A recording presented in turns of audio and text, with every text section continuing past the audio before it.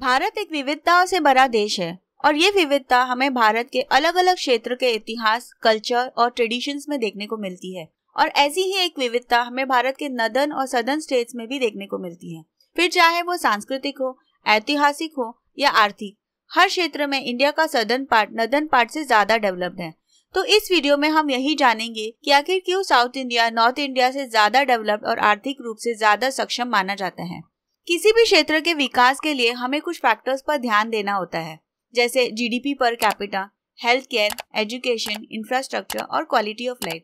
भारत के दक्षिणी हिस्से में जहां केरला, कर्नाटका, तमिलनाडु और आंध्र प्रदेश जैसे समृद्ध राज्य है, वहीं उत्तरी भाग के कुछ स्टेट्स में बहुत ज्यादा पोटेंशियल होने के बावजूद भी डेवलपमेंट में कमी रही है। लेकिन ऐसा क्यों? ये जानने से पहले हम उन बातों को जान लेते हैं जिससे हमें ये पता चलता है कि साउथ इंडियन स्टेट्स में नॉर्दर्न स्टेट्स से ज्यादा डेवलपमेंट है।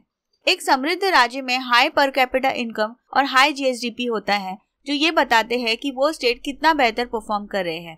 अगर हम इस मैप पर ध्यान दें तो हमें ये पता चलता है कि साउथ इंडियन स्टेट्स का GSDP per capita income north Indian state से काफी ज्यादा हाई है। आरबीआई और इकोनॉमिक सर्वे के डेटा के अनुसार तमिलनाडु का जीएसडीपी 28.3 लाख करोड़, कर्नाटका 25 लाख करोड़, तेलंगाना 14 लाख करोड़, आंध्र प्रदेश 14.49 और केरला का जीएसडीपी 11.3 लाख करोड़ है। जबकि नॉर्दर्न स्टेट्स में दिल्ली का जीएसडीपी 10.4 लाख करोड़, हरियाणा 11.2, बिहार 8.59, पंजाब 6.98 लाख करोड़ और राजस्थान 15.7 लाख करोड़ है। वहीं अगर राज्यों के geographical areas, population, density of population, agriculture and industry development और दूसरे इंडिकेटर्स जैसे human development index, literacy rate, life expectancy rate, infant mortality rate, poverty ratio और पर कैपिटा इनकम के आधार पर भी अगर हम नॉर्थ इंडियन स्टेट्स को साउथ इंडियन स्टेट्स से कंपेयर करें तो सदर्न स्टेट्स का डेवलपमेंट ज्यादा दिखाई देता है।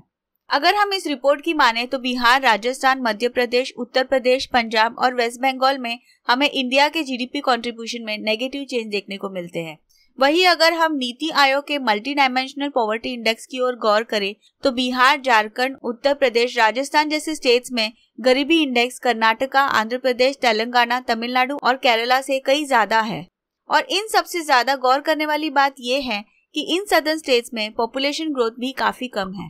इसके बावजूद भी सदर्न स्टेट्स नॉर्दर्न स्टेट्स के कंपैरिजन में कैसे सारे पैरामीटर्स पर खरे उतर रहे हैं, फिर चाहे वो इकोनॉमिक हो या ह्यूमन डेवलपमेंट में, कैसे south Indian states north Indian states के कंपैरिजन में आगे बढ़ रहे हैं, यही सवाल हम सबके मन में आता है।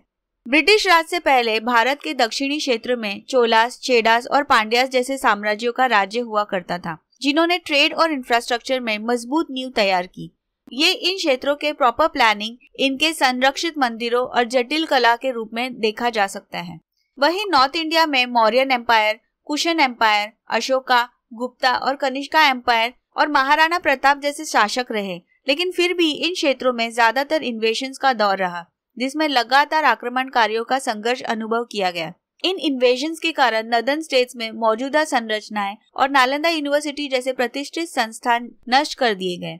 चाहे वो उत्तर भारत हो या दक्षिण भारत, कई राजाओं ने इन क्षेत्रों पर शासन किया और अपने साम्राज्य का विस्तार करने के लिए वे आपस में लड़े भी। लेकिन उत्तर भारत में ज्यादा विदेशी आक्रमण हुए और इसका एक बहुत बड़ा कारण ये है कि दक्षिण भारत तीनों ओर से महासागरों से घिरा हुआ है, जबकि उत्तर भारत एशिया, अफ्रीका और यूरोप से कनेक्टेड है। महासागर से घिरे होने के कारण भारत के दक्षिणी हिस्से में आक्रमण करना थोड़ा मुश्किल होता था और इस वजह से यहाँ व्यापार करना आसान था। रिकॉर्ड्स के मुताबिक केरला में 3000 बीसी से पहले मसालों का व्यापार चल रहा था।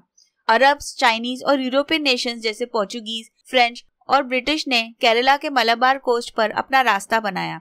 ग्रीक और रोमन सिविलाइजेशंस के अस्तित्व में आने से सदियों पहले भारतीय मसाले मेसोपोटामिया, इजिप्ट और अरब तक पहुंच चुके थे। फिर ग्रीक मर्चेंट्स अलग अलग कमोडिटीज का व्यापार करने के लिए साउथ इंडिया के बंदरगाह बाजार तक पहुंचते, जिसमें मसाले सबसे ज्यादा मात्रा में ट्रेड किए जाते थे। इतिहासकारों का मानना है कि पार्थियन वॉर्स इसलिए लड़े गए ताकि भारत के व्यापार मार्ग बाधित न हो सके। साउथ इंडिया में फॉरेन इन्वेजन्स कम देखने को मिले। यहाँ पहला इन्वेजन 1500 एडी में देखने को मिला, जब पोर्चुगीज ने कैलीकट में इन्वेड किया।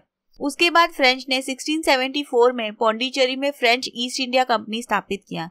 और अगर हम नॉर्थ इंडिया की बात करें तो वहाँ भी हमें अलग अलग ट्रेड लिंक्स देखने को मिलते हैं। इंडस वैली सिविलाइजेशन के बाद से हमने विदेशी राजाओं के साथ संबंध देखे हैं। 2600 BC पहले से Babylon, Egypt, Mesopotamia, Persia, Afghanistan और सदर्न इंडिया के साथ इंडस वैली सिविलाइजेशन के ट्रेड रिलेशंस के प्रमाण मिले हैं। इन ट्रेड रिलेशंस के साथ ही हमने कई विदेशी आक्रमण भी देखे।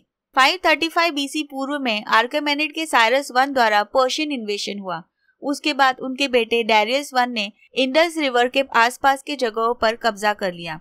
फिर अलेक्जेंडर III द्वारा भारत के नॉर्थ वेस्टर्न हिस्सों में ग्रीक इन्वेशन हुआ। अलेक्जेंडर III के बाद सेल्यूकस निकेटर ने संभाला और फिर चंद्रगुप्त से हार गया। 180 BC में इंडो ग्रीक इन्वेशन हुआ जो डिमेट्रियस I के अधीन था। फिर 1st AD में पार्थियंस इन्वेशन में सेंट थॉमस के केरला आने से क्रिश्चियन धर्म को बढ़ावा मिला।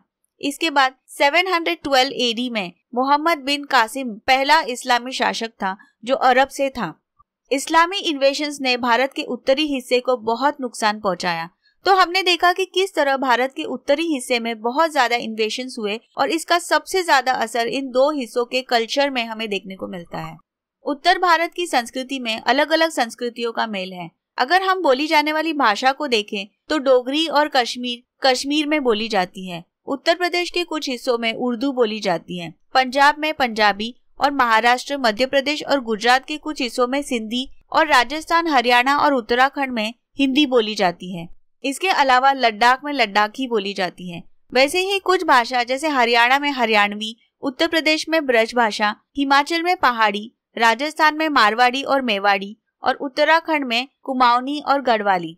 ये भाषाएं हिंदी से समानताएं रखने के कारण अलग भाषाएं नहीं मानी जा सकती। वहीं अगर साउथ इंडिया की बात करें तो कर्नाटक में कन्नड़, केरला में मलयालम, तमिलनाडु में तमिल, आंध्र प्रदेश और तेलंगाना में तेलुगु बोली जाती है। इन सभी भाषाओं के डिफरेंट स्क्रिप्ट्स और वोकैबुलरीज हैं। अगर आप लैंग्वेज के मैप को देखें तो पता चलता है कि नॉर्थ इंडिया के ज्यादातर हिस्सों में हिंदी बोली जाती है। फॉरेन इन्वेशंस के चलते यहाँ के कल्चर में फ्यूजन देखने को मिला, जिसकी वजह से पर्शियन, अरेबिक, संस्कृत, खादी बोली जैसी भाषाओं को मिलाकर हिंदुस्तानी भाषा का निर्माण हुआ, जिससे हिंदी और उर्दू भाषा हमें देखने को मिलती है। वहीं अगर हम कपड़ों की बात करें तो सलवार कमीज जो अब नॉर्थ इंडिया में ज्यादातर पंजाब और हरियाणा की महिलाएं पहनती हैं, उसकी उत्पत्ति मुगल कॉस्ट्यूम से हुई थी। ऐसा इसलिए क्योंकि पूरे इतिहास में अलग अलग संस्कृतियां एक दूसरे के साथ मेलजोल रखती थी।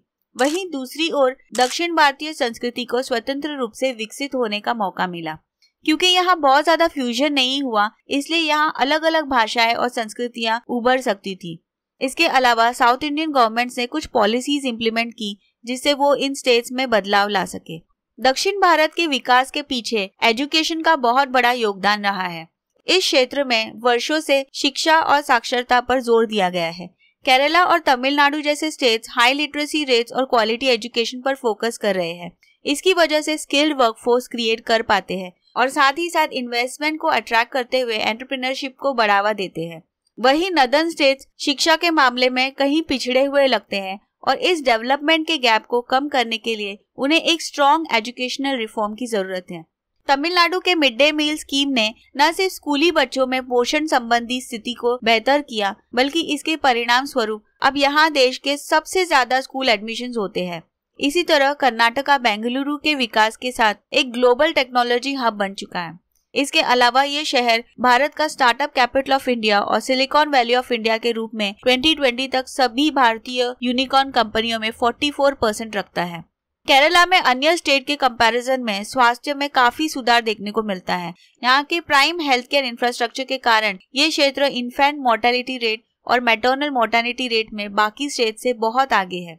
अगर हम साउथ इंडियन स्टेट्स की ओर देखें तो वहाँ की गवर्नमेंट्स हेल्थ केयर और एजुकेशन पर ज्यादा खर्च कर रही है। नीति आयोग के 2019-20 के रिपोर्ट से पता चलता है कि हेल्थ केयर परफॉर्मेंस के मामले में केरला और तमिलनाडु सबसे आगे है, जबकि उत्तर प्रदेश, बिहार, राजस्थान सबसे नीचे दिखाई देते हैं। अब सवाल ये उठता है कि साउथ इंडियन स्टेट गवर्नमेंट्स लोगों के लिए इतना काम क्यों कर रही है? इसका जवाब है पॉलिटिकल कंपटीशन। अगर कोई भी पॉलिटिकल पार्टी किसी स्टेट में ज्यादा टाइम तक सत्ता में रहती है तो वो धीरे धीरे सुस्त पड़ जाती है और काम करना बंद कर देती है। अगर हम सदर्न स्टेट्स के इतिहास की ओर गौर करें तो यहाँ सरकारें समय समय पर बदलती रही और इसी पॉलिटिकल कंपटीशन के कारण यहाँ की गवर्नमेंट्स लोगों के लिए काम करने के लिए मजबूर हो गई। वही नदर्न स्टेट्स में सेम पॉलिटिकल पार्टीज जीतने की वजह से वो सुस्त पड़ने लगे और इस वजह से विकास दर में भी कमी रही। अब भले ही साउथ इंडिया कई मामले में नॉर्थ इंडिया से डेवलप्ड रहा है, लेकिन चाहे नॉर्थ इंडिया हो या साउथ इंडिया, सभी स्टेट्स भारत का हिस्सा ही है। हमें तो बस भारत के अलग अलग क्षेत्रों के इतिहास और विकास को समझकर एक सीख लेनी है और एकजुट होकर इन समस्याओं का समाधान निकालना है। उम्मीद है आपको ये वीडियो पसंद आया होगा। अगर पसंद आया हो तो लाइक करने के साथ साथ चैनल को सब्सक्राइब जरूर कर लीजिएगा ताकि आप इसी तरह की और भी इंटरेस्टिंग वीडियोस देख सकें। धन्यवाद।